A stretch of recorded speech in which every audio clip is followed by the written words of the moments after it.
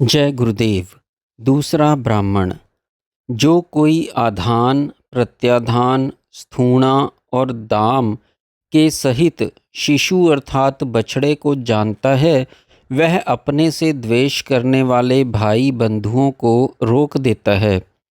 यह जो मध्यम प्राण है, जो पंचधा होकर शरीर में रहता है, यही वह बछड़ा है। उसका यह शरीर ही आधान है और यही सुषुप्ति काल में प्रत्याधान प्राण खूंटा और अन्न रस्सी है। खूंटा रूपी प्राण अन्न से उत्पन्न बल को समझना चाहिए। ये 7 अक्षितियाँ उसका स्तवन किया करती हैं। ये जो अक्ष नेत्र इंद्रियाँ में लाल रंग का राजय अर्थात रेखा प्रकाशमान है, उनके द्वारा रुद्र उस शिशु का अनुगामी होता है। उनमें जो पानी है वह परजन्य है, जो कनीन का सूक्ष्म है उससे आदित्य, जो कृष्ण है उससे अग्नि, जो शुक्ल है उससे इंद्र, नीचे की वर्तनी द्वारा पृथ्वी और ऊपर की वर्तनी द्वारा द्यौ अनुगत होता है। ऐसा जो जानता है उसका अन्न क्षीण नहीं होता। यहाँ अक्ष का अर्थ नेत्र करने से उनमें लाल डोरे, आंसू, सूक्ष्म दृष्टि, काली पुतलियाँ, श्वेत भाग, नीचे ऊपर की पलकें समझनी चाहिए। यदि अक्ष का अर्थ इंद्रियां किया जाए तो राजय अर्थात रेखाओं से नाड़ियां समझने चाहिए। लाल से रक्तवाहिनी, पानी से उनमें प्रवाह होने वाला जलांश, सूक्ष्म से प्राण वाहिनी, कृष्ण से पित्त वाहिनी, श्वेत भाग से कपाल के भीतर का श्वेत भाग और कपाल संपुट के ऊर्ध्व और अधः भाग समझने चाहिए। वह कपाल चमस अर्थात कलश के रूप वाला है, जिसका छिद्र या मुख नीचे की ओर है और पैंदी ऊपर की ओर है। उसमें विश्व रूप अर्थात सब प्रकार का यश भरा हुआ है। उसके तीर पर 7 ऋषिगण, 2 नेत्र, 2 कान, 2 घ्राण के नासापुट और 1 मुख अथवा 5 ज्ञानेंद्रियां, मन और खाने वाली शक्ति है। और 8वीं वाक शक्ति जो वेदों का पाठ करती है, वह चमस यह शिर है। उसमें प्राण रूपी यश है और प्राण ही 7 ऋषि हैं। इस श्लोक में प्राणों को ही यश एवं ऋषि कहा गया है। वेदों का ज्ञान रखने वाली 8वीं वाक शक्ति है। गौतम भारद्वाज दोनों कान, विश्वामित्र और जमदग्नि दोनों नेत्र, वशिष्ठ और कश्यप दोनों नासापुट और वाक ही अत्रि हैं, क्योंकि उससे अन्न खाया जाता है। खाता है इसलिए उसे अत्रि कहा गया है। जो ऐसा जानता है उसका अन्न सब होता है। 7 ऋषि प्राण के ही रूप हैं। उनमें बाधा अथवा विकार डालने वाली प्रवृत्तियां उनके पितृव्य अर्थात द्वेष करने वाले भाई बांधव हैं, जिनको मध्य में रहने वाले प्राण का ज्ञाता रोक देता है। तीसरा ब्राह्मण। ब्रह्म के 2 रूप हैं, मूर्त और अमूर्त, अथवा मर्त्य और अमृत, अथवा स्थित और यतमान, अथवा सत और त्यत। यहाँ सत का अर्थ व्यक्त समझना चाहिए। जो मूर्त रूप है, वायु और अंतरिक्ष को छोड़कर सब मूर्त हैं। वह मर्त्य है, स्थित है और सत कहा जाता है।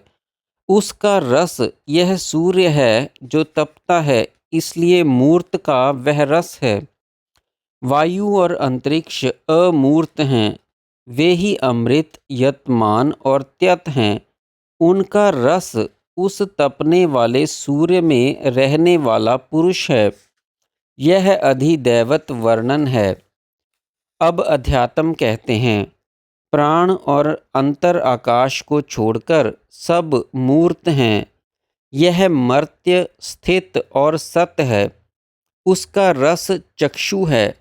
प्राण और अंतर आकाश अमूर्त रूप है।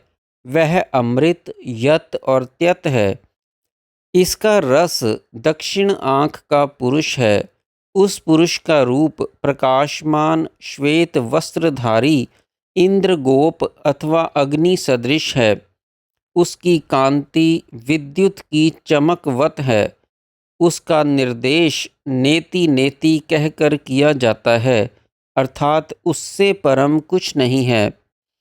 उसका नाम ध्येय सत्य का सत्य है, क्योंकि प्राण सत्य है और वह प्राणों का भी सत्य है। चौथा ब्राह्मण। याज्ञवल्क्य ने अपनी पत्नी मैत्रेयी से कहा कि मैं गृहस्थ आश्रम के ऊपर संन्यास आश्रम में जाना चाहता हूँ, अतः तेरा और कात्यायनी दूसरी पत्नी का बंटवारा कर दूं। मैत्रेयी ने कहा, भगवन, इस दुनिया की सारी संपत्ति से पूर्ण सब पृथ्वी मेरी हो जाए तो क्या मैं उससे अमर हो सकूंगी? याज्ञवल्क्य ने कहा, नहीं, भोग विलासों से पूर्ण मनुष्य के जैसा तेरा जीवन होगा। धन से तो अमृतत्व की कुछ भी आशा नहीं है। तब मैत्रेयी ने कहा कि जिनसे अमृतत्व नहीं पा सकती उन भोगों को लेकर मैं क्या करूंगी? आप जो अमृतत्व का उपाय जानते हैं उसे ही मुझे कहिए। याज्ञवल्क्य ने कहा, मैत्रेयी, तू हमारी प्रिया रही है। तू सती है और प्रिय बात कहती है। आ बैठ, उसकी व्याख्या करता हूँ, उस पर निध्यासन करना। फिर कहा कि पति की कामना पूर्ण करने के लिए पति प्रिय नहीं होता, अपनी कामना की पूर्ति के लिए पति प्रिय होता है। स्त्री की कामना पूर्ण करने के लिए स्त्री प्रिय नहीं होती, अपनी कामना की पूर्ति के लिए स्त्री प्रिय होती है। इसी तरह पुत्र, धन, ब्राह्मण, क्षत्रिय, लोक, देव, प्राणी वर्ग और सब कुछ उनके लिए प्रिय नहीं होते, अपनी ही कामना पूर्ति के लिए वे प्रिय होते हैं। इसलिए उसे अपने आत्मा को देखना चाहिए, उसके विषय में श्रवण करना चाहिए, उसका मनन और उस पर निध्यासन करना चाहिए। आत्मदर्शन, श्रवण, मनन, निध्यासन द्वारा विज्ञान प्राप्त करके सब कुछ जाना जाता है। जो ब्राह्मण को अपने आत्मा से अन्य समझता है उसे ब्राह्मण हरा देता है। इसी प्रकार क्षत्रिय, लोक, देव, प्राणी वर्ग और अन्य सब भी उसे हरा देते हैं जो उनको अपनी आत्मा से अन्य समझता है। यह आत्मा ही ब्राह्मण, क्षत्रिय आदि सब कुछ है। जैसे दुंदुभी के शब्द में अन्य शब्द नहीं सुन पड़ते, दुंदुभी को पकड़ लेने पर उसका शब्द भी पकड़ में आ जाता है, इसी प्रकार शंख अथवा वीणा को समझो। जैसे गीले ईंधन की अग्नि से धुआं निकलता है, वैसे ही उस महान आत्मा के विश्वास से ऋग, वेद आदि सब निकलते हैं। जैसे सब नदियाँ एक अंतिम आयतन समुद्र है, वैसे ही सब स्पर्शों का एक आयतन त्वचा, सब गंधों का नासिका, सब रसों का जिह्वा, सब रूपों का चक्षु, सब विद्याओं का एक आयतन हृदय, सब कर्मों का हाथ, सब गतियों का पैर और सब वेद आदि शास्त्रों का आयतन वाक है। उसी प्रकार सब का एक आयतन आत्मा है। जैसे पानी में नमक घुल जाने पर दोनों पृथक नहीं रहते और पानी सर्वत्र खारा होता है, उसी प्रकार वह महान आत्मा अनंत अपार विज्ञान धन है। वह सब भूतों में प्रकट है और उनके विलीनीकरण के साथ अदृश्य हो जाता है। उसमें विलीन होने पर उनकी नाम संज्ञा नहीं रहती। मैं ऐसा तुझसे कहता हूँ। मैत्रेयी, यह समझकर कि मरने पर सबका नाश होता है और सबके नाश होने के साथ पूर्वोक्त विद्यान धन आत्मा का भी नाश हो जाता है, कहने लगी कि भगवान, आप मुझको मोह में डाल रहे हैं। जब ये विज्ञान धन है तो उसमें संज्ञा क्यों नहीं रहनी चाहिए। तब याज्ञवल्क्य ने कहा कि मैं मोह में पड़ने की बात नहीं कह रहा हूँ। उसके विज्ञान के लिए इतना ही कहना अलम है, अर्थात सब इंद्रियों के विशेष विशेष ज्ञान उसमें जाकर अपनी अपनी विशेष संज्ञा को छोड़कर केवल प्रज्ञान घन हो जाते हैं। याज्ञवल्क्य ने अपने मंतव्य को अधिक स्पष्ट करने के लिए कहा कि जब तक द्वैत का भाव रहता है तब तक ही सूंघने वाला सूंघने के विषय को सूंघता है, दृष्टा दृश्य को देखता है, श्रोता श्रोतव्य को सुनता है, वक्ता वक्तव्य को कहता है, मनता मनन के विषय का मनन करता है, ज्ञाता ज्ञेय को जानता है।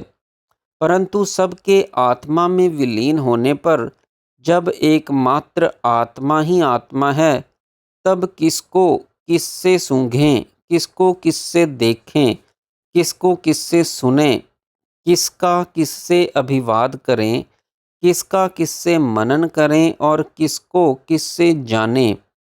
आत्म भाव में न ज्ञेय रहता है, न ज्ञानेंद्रियां, मन, न बुद्धि।